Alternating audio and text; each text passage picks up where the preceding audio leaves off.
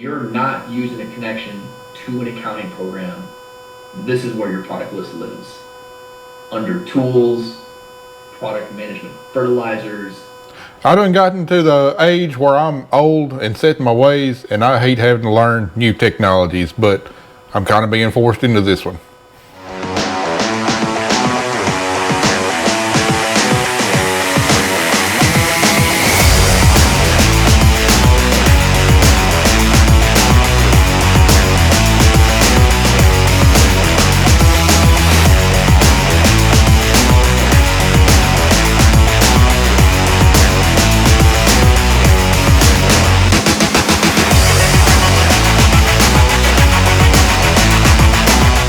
So what I've pretty much been doing all day is watching tutorials for a new ag software program that we're probably going to go with for the coming years. They're just giving tutorial videos of how to set it up, how to navigate, how to do different things on the program. Pretty boring stuff, but pretty important stuff. So that's what all I've been doing this afternoon. I've gotten through 2 out of the 3 videos they've got made up so far. So most of the videos in the past where I've been here in front of the computer showing you agronomic data and stuff, you know, we've been using a software program since 2009. Well, actually it's been 2 different programs, but it's been from the same company. We started out in 2009 with Easy Suite.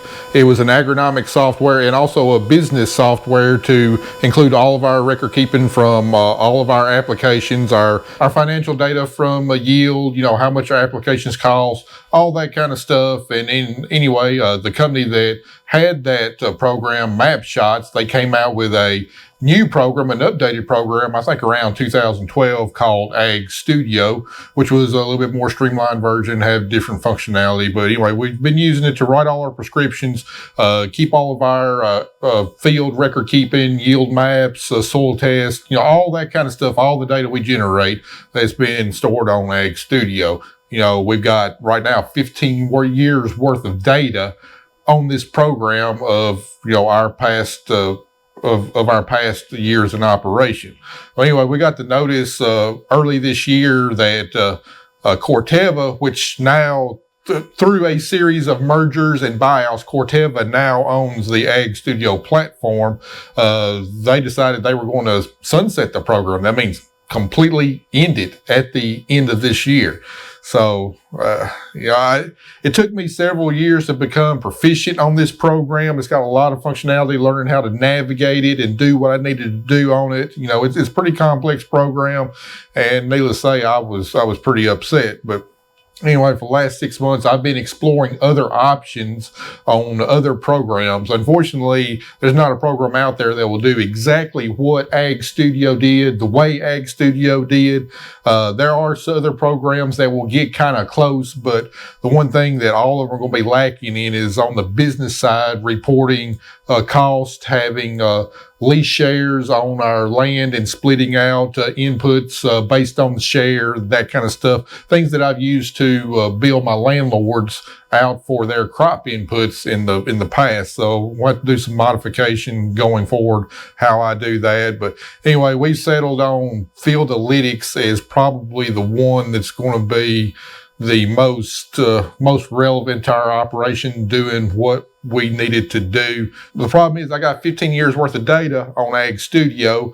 Fieldalytics will be able to bring in some of the data, mainly our soil test data and our yield data. They'll be able to bring it in. So the most important data won't be lost, but there's a lot of other good data. And then we're going to set up our farm operation, our products, our tasks, all that kind of stuff in the new program. But guys, if I can give y'all any advice whatsoever, when dealing with data on your farm, especially like yield data, planting data, the most important data, always save the raw files that come out of your monitor. Save them on a hard drive someplace safe. Because unfortunately, all of these different programs, they kind of convert this data that you bring into them into their own proprietary format. So it's not like I can just export my yield data from Ag Studio and report it into Fieldalytics and it'd be the same because it's already been converted. So that was a big mistake that I made, is not saving the actual raw files,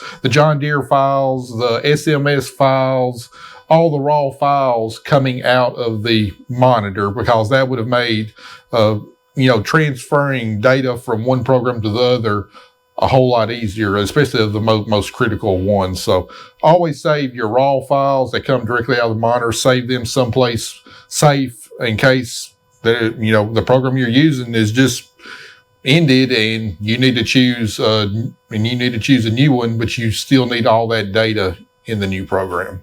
So anyway, Ag Studio was good to us. It was kind of glitchy from time to time. It was tough to learn, but I am going to miss it. And just like a lot of old people, once you get set in your ways, you learn how to do something. You really don't want to learn how to do something new, but unfortunately, that's what I'm going to have to. But right now, I'm going through all of my data, like making sure all my soil test layers are labeled exactly right. So when I export these and bring them into the new program, there's no confusion, nothing's cluttered, and everything's going to be all nice and neat. Like right here on my soil testing, I kind of changed how I named it over the years. So making sure they're all named right. And, really exporting the data that I can export and making sure I'm saving it on my computer, just in case it's not brought over correctly from Ag Studio into Field Analytics. I've got it saved here on my computer. All right, now I'll get to the real reason y'all clicked on this video. How exactly did our wheat do? Well, just a little recap of wheat from this year. And remember, I thought all winter and early spring, I thought we had about an average crop. Wasn't quite as thick as I wanted it to be, just due to our late planting date, not having enough time to till her out. And that was my opinion, kind of all the way up through May. Wasn't a bad crop, wasn't a great crop, just going to kind of be average. Anyway, then events turned to May. You remember planting season. Planting season was great for our spring crops there in late April, early May, and then that second week of May hit and things turned south in a hurry. I mean, it was about 3 weeks of almost constant rain every other day. I don't want to tell the rain to go away, but it can take a vacation for about a week and a half. Let us finish getting all of our crop work done.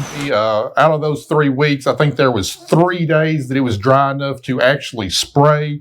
There was 1 day that was actually dry enough to plant, but then just due to all the rain, remember we had to replant a lot of our cotton, had insects moving to soybeans, had to replant some soybeans. But anyway, all that happened right as the wheat was mature and trying to dry down and ripen. And wheat is one of those grains that's extremely susceptible to excess moisture when it's ripening. Any kind of rainfall, it lowers yield and lowers quality in a hurry. So anyway, that was kind of the storyline all during wheat harvest. But now that we got everything hauled, everything paid for, how exactly do we fare on our wheat crop? Well, if you remember when I finally got the combine fired up as I was harvesting, and I was pleasantly surprised by the yields. And now that everything is said and done, we accounted for shrinkage and drying down the bin and everything. Our yields were a little bit less than what I thought they were in the combine. When we got done with harvest, I thought we had an average yield of right there around 80 bushels across the board on 490 acres. Well, actually, after everything was actually hauled and like I said, we dried it down our bin, we had some shrink, plus we had some discounts, we had some dockages, all that kind of stuff. The final number was we produced a total of 37,247 bushels off of right at 490 acres, which gives us an average yield of 76 bushels an acre.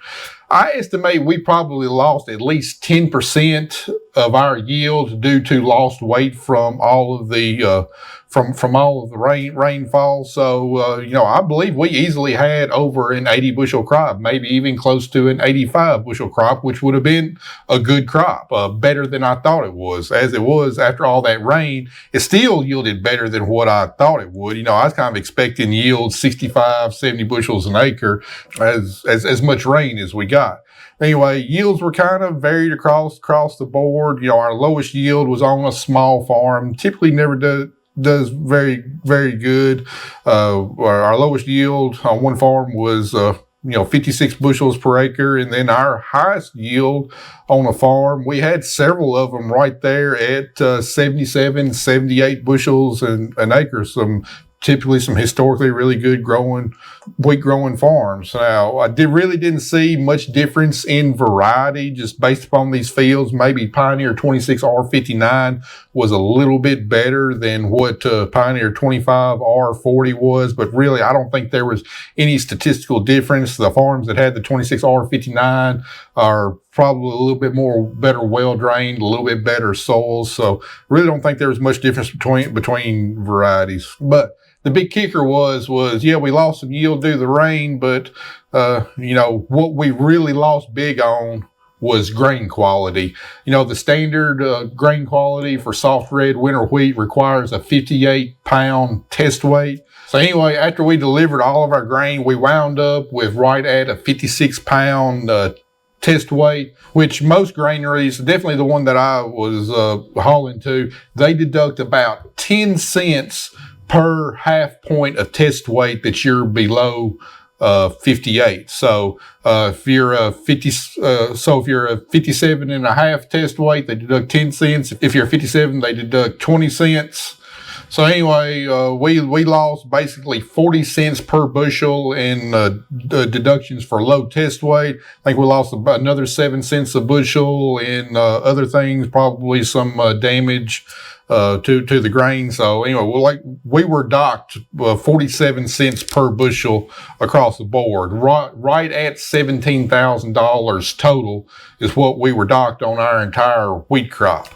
And to figure that into per acre terms, we lost right at $35 per acre in revenue that we produced, but because of the rain and the lower quality, we had to give that $35 per acre back. So a $17,000 hit over 490 acres, that was pretty significant. However, it could have been worse. With all the rain we got, I was really expecting a lower than 56 test weight. I heard a lot of horror stories of people delivering, 52, 53 pound test weight, and you'd probably be looking at close to $1 bushel dockage there. So I guess we were a little fortunate compared to a lot of other people in this area.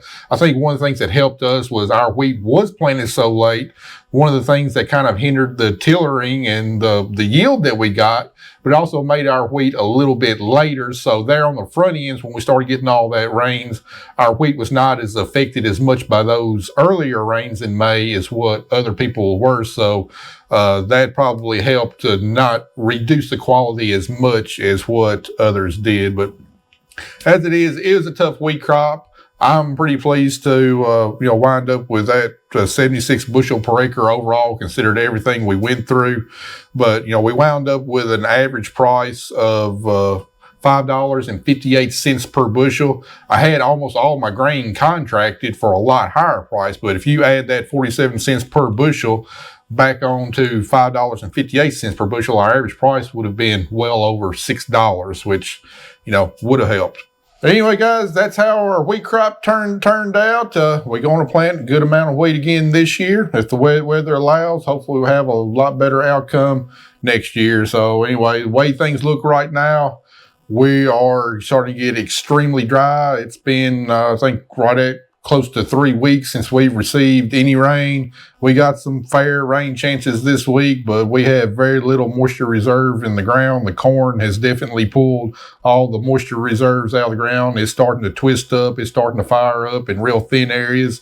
Cotton in thin areas starting to droop its ears a little bit, doing some wilting in the heat of the day. So we really need a rain on our crops. I know the good Lord's going to send us what he's got intended for us, and he's going to help get us through this year one way or the other, even after all the difficulties we're facing. So anyway, guys, that's pretty much going to do it for this video. Going to do it for videos here for a little while. We are heading on vacation next week, and let me tell you, I'm ready to get away from Crockett County, Tennessee. So really not sure what the next video is going to bring. It'll be us doing something in August. So we still got to spray our cotton again before we leave for vacation this week, but y'all seen plenty of spraying, and I'm not going to bother showing it to you. So I'll see y'all right back here sometime first part of August. Appreciate y'all watching. See you on the next one.